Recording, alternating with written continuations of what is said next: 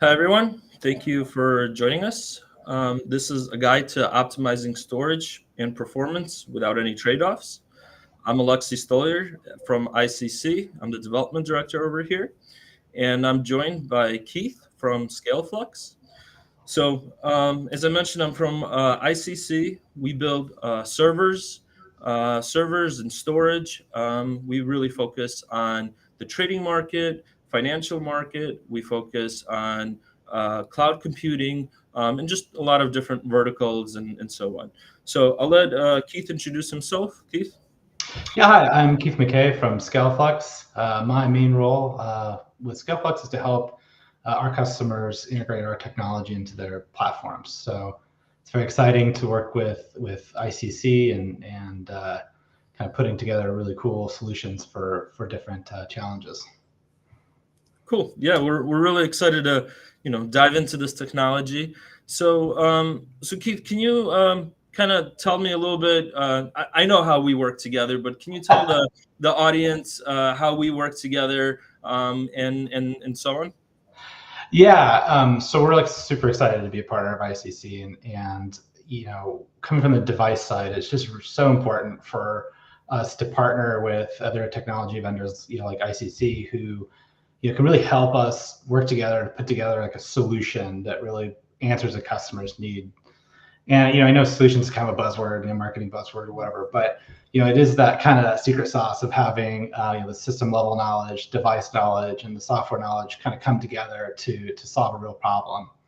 And so that's why I'm so excited, and I think these kind of partnerships are really important. And we have, as you know, Alexa, a great relationship where we can collaborate and and talk about things in real time. It's great. Yeah, we're definitely really excited. Our main goal is to really add value to the customers, right? And to work with partners like you to really find the unique solutions in the market to add value to them. And in this case, it's for storage. So can you tell me a little bit more who ScaleFlux is and so on? Yeah, so today ScaleFlux makes NVMe controllers that we use in our own branded SSDs. We're actually celebrating our 10-year anniversary this year.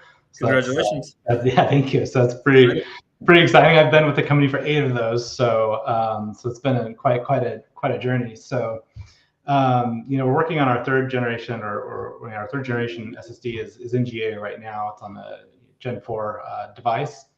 And we're excited about our 4th gen product, Gen 5 product coming out later this fall. But ScaleFlux really got its start in the area of computational storage. So when the company was founded 10 years ago, the general idea was that we're seeing this massive growth in data, and we need to start doing some processing closer to that data. We can't be moving terabytes around a data center all the time, and that's sort of the genesis of this computational storage concept. And so we've done a lot of that we've done a lot of work in that space. I think one of the coolest examples is in the database filtering area, where we've been able to demonstrate kind of enabling hybrid analytics, and basically turning a transactional database into a great analytical database by transforming the data in the drive. This really cool stuff, but there's also some real challenges in computational storage when it comes to breaking down traditional silos, like how people think about storage and the software that is available to enable this. And if you want to think about computational storage on kind of the Gartner hype cycle, I think we're kind of in that trough of disillusionment, if you will. But nonetheless, there's a lot of great work that is carrying this torch forward, both within NVMe, the recently released their computational programs addition to the standard. SNIA is doing a lot of great work with computational storage library development. So I think the tools are coming. There's going to be a lot of room for innovation, but it's going to take time, and we're going to kind of come out of this and into the slope of enlightenment, if you will. Yeah. So in the meantime, while this is kind of our origin story with computational storage, and in the meantime, we kind of ask a simple question of as a company is, we have all this experience doing compute at the control level, and what can we do to bring a benefit to the broader NVMe ecosystem, right? Not just computational storage as a niche, right? And sorry. Sorry. Are you making a controller or are you making a drive? So we make both. So we do develop our own SoCs. So in the current Gen 4 CST 3000 series, it's powered by our own controller. And we'll continue to develop controllers for Gen 5 and beyond. So these are mainstream NVMe controllers. So but like I said, we kind of want to bring our heritage of computational storage and figure out how we can use that to make NVMe drives better. And one that we can't, not asking people to modify software or do anything on the host side, just plug it in and get benefits right away. And what this led us down the path of doing was actually putting a compression stage in our data path. And so a compression offload is something that's a very common computational storage function. What we did is we took that compression, put it inside of the data path, and so data as it comes into the controller is compressed, written to the media, and then as you read it, it's decompressed and returned to the host. And we call this transparent compression because the host doesn't have to know that this is occurring. So we're kind of slimming down the right data into the media and then inflating as it comes back out. The host is none the wiser. Sort of sometimes, wish we came with a different name than transparent compression, because like people think compression, they think, oh, I got all these trade-offs and like, oh, am I going to use more CPUs? I'm going to be slower or whatever. And the really way to think of it when you do what we're doing in the SSD is think of it as like an accelerator. And think about very, very, very fast hardware compression engines, microseconds of data transit time through these. And what really they're there for is a very simple purpose, and that's reduce the impact of writes on the NAND media. So fewer programming operations coming into the media, less occupancy of data in the media, and that brings a whole bunch of benefits, to the application. Performance, right? Yeah, performance. So if you look at an NAND operation, NAND does three things: it programs, it reads, and erases at a fundamental level. Those program operations take 10 times longer plus than a read. And so when a flash die is busy programming, those read operations that want to get to it, you have to wait, right? You can suspend a number of times. There's some details around that, but by and large, what happens is you have this queuing effect in NAND. And by getting rid of some of the program operations there, we're making that media available for other things like read.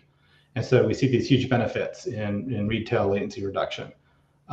With reducing space, we can eliminate garbage collection or greatly reduce garbage collection, so we can get that sustained high write performance. We can really get from 1 drive write per day to 9+ drive writes per day with this technology. So it's really cool. All these cool benefits happen when you put these high-speed compressors in the data path of the SSD. Okay, so the biggest technology is this controller that's sold as a controller or as a NVMe disk, and that's how we're using it. We're installing it in the systems, and then the controller is doing compression that's not using any resources from the systems, basically, because it's all happening within the SSD or the NVMe drive, and compressing data. And by compressing data, you're getting a lot of performance and other benefits as well. Absolutely, that's right. It's just kind of a booster pack in the data path for sure. Okay, so well, can I use the drive? Say, for example, my data is already compressed. Can I still use the drive? Yeah, absolutely. So and that's the kind of talking past that. The runtime data compressibility is what we're taking advantage of. And if there is no runtime data compressibility, so it is pre-encrypt or pre-compressed, obviously the performance benefits are gonna return to kind of the mean, right? But that for us is a do no harm type of policy, right? So we need to make sure that I don't care what kind of data you're sending to the drive, we're going to be right up there with every other drive in its class in terms of performance. So it's not like if you send incompressible data, somehow it's you're slower or anything like that. In fact, what we actually do internally is we bypass compression totally. If we see the data is not compressible, we just won't even try it. We just say, okay, you know what, just put the regular data in there. And in that sense, it's not any different than any other out there, right? So it's there to opportunistically take advantage of that, data reduction capability in the user data. Okay, and then so that kind of raises another question. How do I, if we're building a system, do we need to install any specific software, firmware, right? Like how do we deploy it from the ease of use perspective? Yeah, so basically there's two models, right? You just plug and play, and if your data has some entropy that we can remove from it, then, or if we can compress the data, I should say, we're gonna get these advantages in endurance and read tail latency and sustained write performance, all these good things that happen, and we can just enjoy those. Just plug it in the drive, no changes to anything, and reap that benefit. Of course, some people say, well, you're compressing and you compress to save space, so give me some of that space back. And so we call that extended capacity, and that's something else we support. So if the goal is really like, I don't want to compress at the application level for a variety of reasons, but I would still like to save space because I want to have cheaper storage or put more storage. Yeah, or put more storage in a single rack unit or whatever, what have you. Then you can use this extended capacity feature. And the cool thing about that is there's still no software to install. And the NVMe specification has this thin provisioning framework. It's already in it in MeSpec, and that allows you to create a namespace. So the logical drive, what you tell the host, that is larger than the capacity that backs up that namespace. So a truly thin provision namespace. And what the drive then does with NVMe spec provides a value called namespace usage. And so that reflects the usage of the capacity in the namespace, post compression. So exactly, how much media you have actually consumed in the drive. And so we use those knobs and those values inside the NVMe specification to enable this extended capacity feature. So still no software to install. Of course, a thin provision resource, you need some monitoring solution, right? So if you extend the capacity of the drive, you're going to want to have another gas gauge kind of on your capacity management dashboard, where you're not just looking at physical utilization like you might with a file system. How full is my file system? You add kind of a companion metric, which is how full is my flash. And from there, it's very similar to any other kind of capacity management situation. And it does require. So just to recap, so basically two methods, right? Plug and play. You get the drive. It does compression. It does compression, and then you see exactly how much space is being used. The other method is basically within provisioning and compression. But within provisioning, you need to expand that drive and then add the monitoring so you can see how much space is actually being used. Absolutely, and I guess a third route, which is really exciting, I think, is working with some SDS, some software-defined storage providers to take advantage of this feature. So we're working with a couple of providers that are going to support native support for this feature, and they're doing this in a variety of ways. But one way is to kind of create different pools of storage and putting the compressible data on ScaleFlux drives specifically, or having the ability to kind of inspect the data as it comes into the solution and make intelligent data placement decisions based on the compressibility of the data. So you're hoping to really engage more with the software-defined storage community, and find ways to kind of integrate this technology. And what's cool about it, again, it's standards based. So it's if another vendor can come along and also do some sort of data reduction in the drive, and it may not be compression, it could be something else, right? Dedupe or what have you. Then the same framework can be used, and it's all within the NVMe standard. Nothing is vendor unique. Very cool. So can you maybe list out a few of those SDNs that you guys are working with and engaged with, and that we're building systems for, and so on? Yeah. So Quobyte is one solution that will have native support for thin provisioning framework. Okay. Very excited about that coming out very soon. We've done a lot of work with Ceph, and not so much on the software integration but showing how we can use our extended capacity capability to make Ceph, to improve Ceph. And from a performance point of view, by disabling compression in Ceph, from a capacity point of view, from creating larger pools of storage. So those are a couple examples that we're working Very on. cool. Sounds good. I think we also have to discuss maybe some use cases, right? What do you see customers? How do you see customers deploying this? How do you see them using it? I can tell you some that we've seen, well, I might as well. So, and one of those is in the trading world. We've seen packet capture hosts, so systems that need a lot of performance by using these drives, by using the compression. Very simple, just to install. We've been able to see performance from capturing all that market data that the customers need. So we've been working on I want to say building blocks for capture hosts for customers.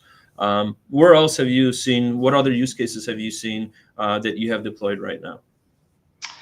Yeah, so I think we can also look at this in terms of use cases that are not using extended capacity, and then use cases that are.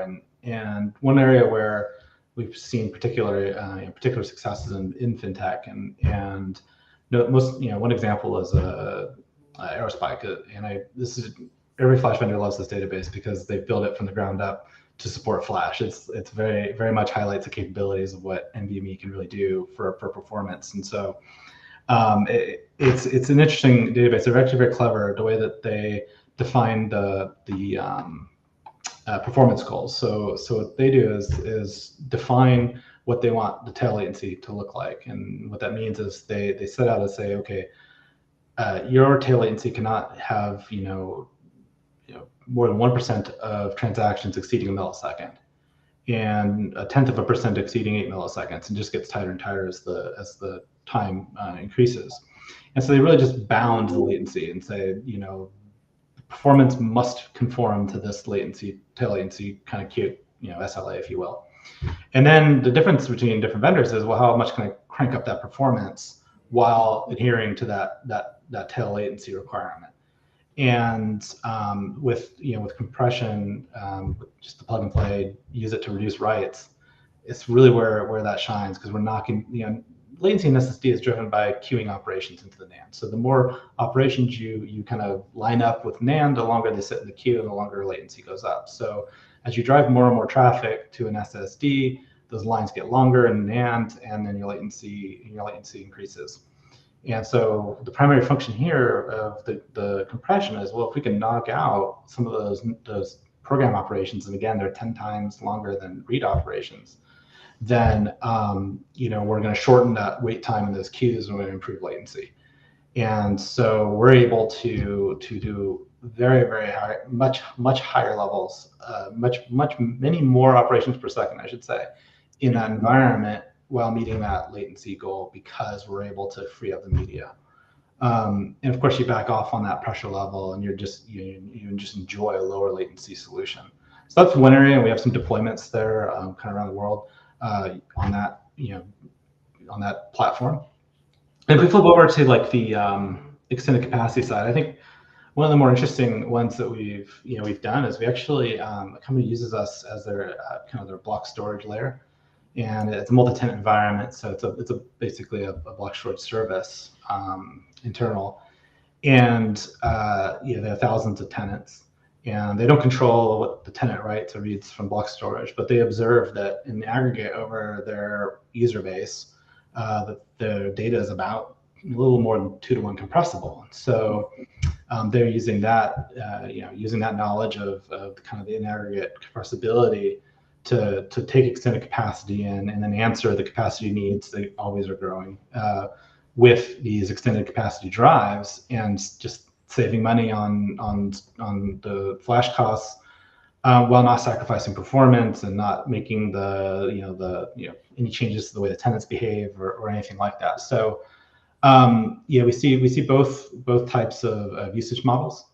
It's just it's very exciting. Yeah, it's an interesting technology. Just NVMe and the drives you see, a little bit better flash, the flash changing, but nothing really different between the drives between different generations. And this is something very interesting, very unique, and easy to use, right? So I think that's a big key here.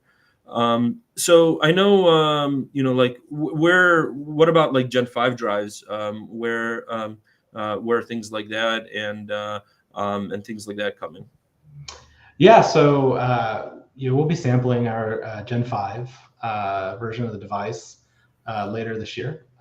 It's very exciting. It's it's very evolutionary from the 3000. So we're shrinking down to a 7 nanometer process, which is really cool.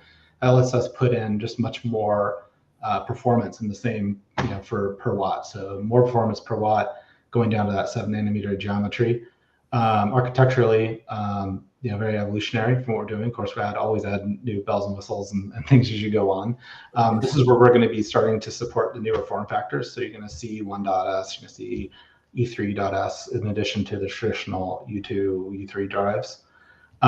So it's very exciting. I'm looking forward to having samples out in the second half of this year.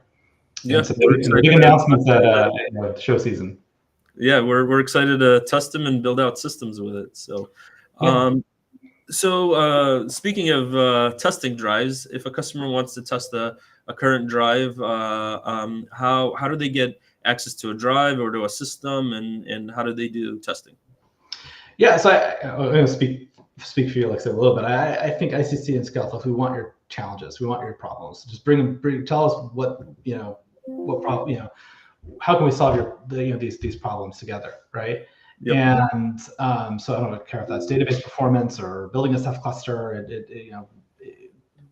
all these different unique situations that come out. And actually, I kind of as an aside, there's ways to leverage our technology in specific specific ways for like Postgres and whatnot. So we can really work together to really understand the problem and hopefully come up with a kind of a tailor-made solution. And of course, we have a POC program with ScaleFlux, and you can always make sure the drives live up to the claims we're making. Try before you buy, if you will, type of thing, so that there's confidence in knowing that you're going to be able to replicate the claims that we make in terms of performance, endurance, and whatnot. And I know my team's been testing drives over and over and over again and beating them up in different environments and different solutions. So I know they're getting their usage out in the lab. So customers can reach out to ScaleFlux or to ICC. Again, we'd build a solution. We have some turnkey reference kind of solutions that we've put together. But again, as Keith said, it's we're up for the challenge to make sure that we're meeting the performance and really optimizing the environment and the solution. So I think I'll sum this up just from really the benefit of the drive is by using the controller, the technology in the controller to add the compression, you get the performance, ease of use. You can use it as a normal disk and just plug it in. Really, no software needed, and just to easily to deploy. So I'll now just want to see if there's any questions from the audience. So Keith, I think maybe this is a little bit more for you. So it looks like, can you briefly talk about how ScaleFlux can be incorporated into an HCI environment for SQL databases? So I love HCI as a NVMe aficionado because you don't have a network getting in the way a lot of times of performance. So in a direct touch environment and hyperconverged system, specifically for SQL, it goes back to the plug and play benefit where a SQL database and any, it's going to have some amount of write transactions going into the database, and those are going to go into the same media that's trying to serve the read transactions for the database. And so what we'll get with compression is just lower latency on those transactions and higher transactions per second. And by the way, database data tends to be fairly compressible, so we tend to get excellent performance uplift in MySQL and Postgres environments. For Postgres specifically, there's things we can do around fill factor. So if this is kind of, I don't want to boil the ocean here with a long explanation here, but there's this concept, and it's in a lot of our academic work, you can see this, that once you have compression in a drive, you can actually intentionally waste space. So in a B-tree environment, a database is managed by a B-tree, and you want to optimize access to the disk, you don't want to write a leaf node, that's 4K bytes that's like mostly empty, because you waste disk space in the traditional sense, right? But if you're not really wasting disk space because that 4K write turns into 512 bytes on the disk, you don't maybe care so much whether all your leaf nodes are full or not. And so there's a setting in Postgres called fill factor. And so we typically recommend in that environment, just go ahead and don't fill up those nodes all the way to the top. Let the compression, your B tree is going to be bigger, but let compression take care of that for you. And you're not going to get the write amp, you're not going to get the attendant issues there, because we're compressing the data. And that will help insert performance, help update performance, those types of things where you don't have to split nodes or anything like that. So there's a lot of innovation that goes into that, and a lot of kind of changing the way people think about how to interact with drives when you kind of release that need to fill every 4K up in its totality. So anyway, I kind of ended there. We'll come back to more questions. Sorry about that.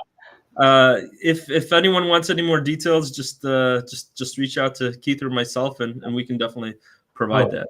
So there's a pointed question here. So compression is so great, why isn't every SD have it? I like this compression question a lot. I think there's two reasons, and one is sort of human, and another is technical. And I think on the the kind of human reasoning side is that the variability. So a lot of people are concerned. Well, gosh, it can be, I can have X performance or I can have X plus Y performance, but I just would really be more comfortable if it was X performance all the time, no matter what. And the argument there is kind of my analogy of that is it's like imagine you're applying for a job, and one job pays we'll just use a round number, $100,000 a year. And they said, well, but if you meet this extra requirement, like say you have a master's degree or something like that, we'll pay you $150,000 a year. And everybody would want to go for that job that paid you more if you had that met that requirement, right? I mean, you'd be silly to take the other job. So that's kind of like how I think about it with compression. If you're going to apply for a drive and you have compressible data, take the higher paying drive. It's kind of right there for you to take. So, but again, it goes back to people, you do have to talk about how performance, we talk about how it improves, right, with compression, and you don't have just these easy fixed numbers to deal with. So I think that's one side, and the other side is that obviously it's not trivial to do this technically, from a technical point of view. So your FTL has to comprehend that it's not just got the same size Lego bricks of 4K to put in the NAND.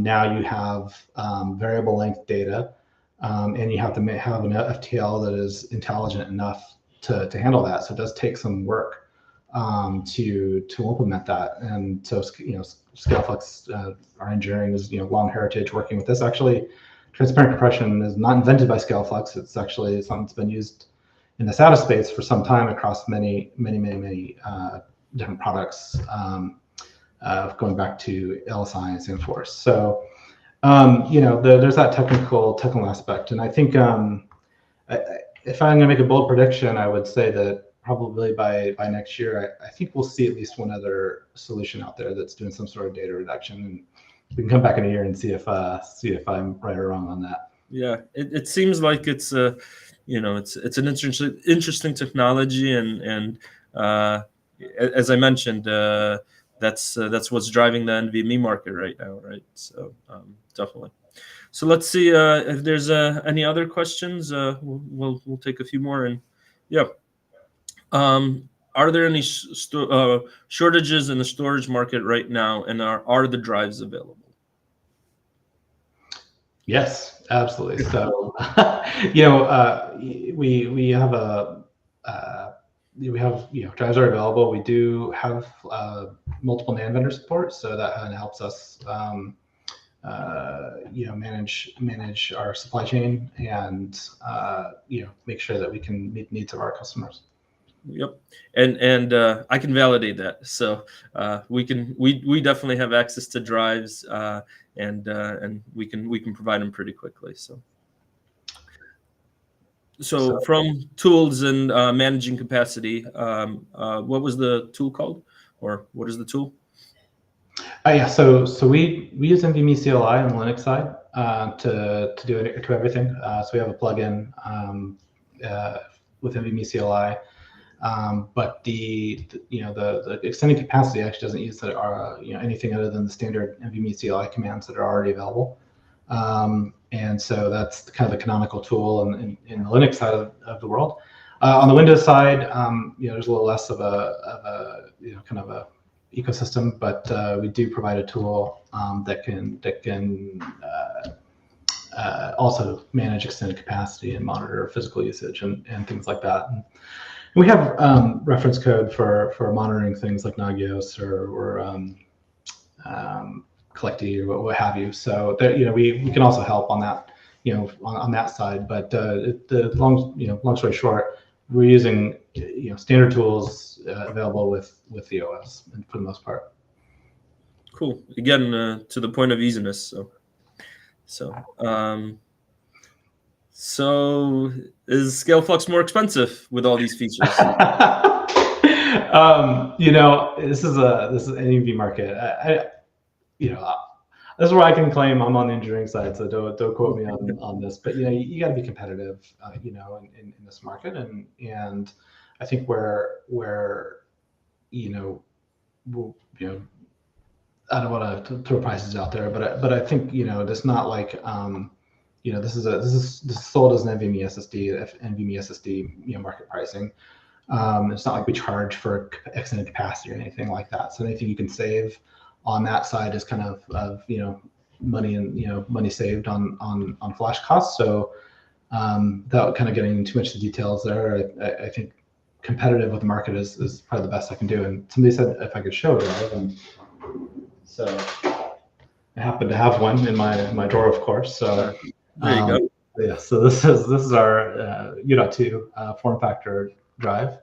And again, in this generation, we also have E1.S, but at Gen 5, we're just going to have this explosion of different form factors. So it's kind of interesting, transition with Gen 5 and the server ecosystem and how they're, as you well know, how they're trying to manage that. We're keeping up with the different chassis as well, and supplying the customers, and so we're definitely seeing that as well. So yeah, cool.